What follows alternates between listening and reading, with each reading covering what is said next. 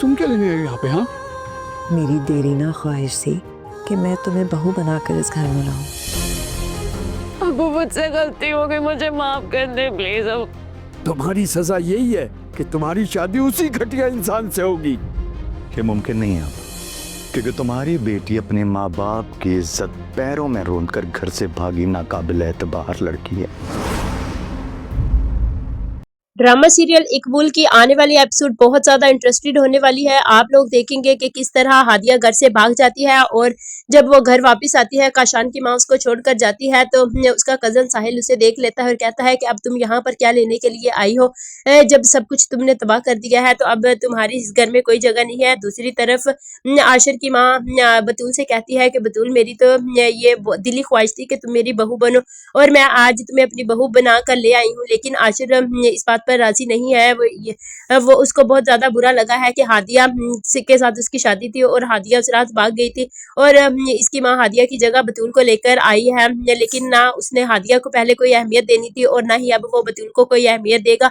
इधर हादिया रो रो कर अपने बाप से कहेगी कि अबू जान मेरी इस भूल के लिए मुझे माफ कर दे। तो वो कहता है कि मैंने तुम्हें कितना समझाया बेटा कि ये शख्स तुम्हारे लायक नहीं है, लेकिन तुमने मेरी एक बात नहीं सुनी। अब तुम उसी शख्स के काबिल हो, मैं उसी को बुलवाता हूँ और तुम्हारी शादी उसी से होगी, तुम इसी सजा की हकदार हो। तुम्हें भी तो पता चले घर से भागने का अंजाम क्या होता है। तो वो अपने बाप से बहुत ज्यादा माफिया मांगती है। जब वो लोग काशान को बुलाते हैं, इसकी माँ और काशान दोनों आते हैं, तो कहता है कि अब तुम इनके घर की ही बहू बनोगी, अब तुम काशान की बीवी बनोगी, यही तुम्हारी सजा है।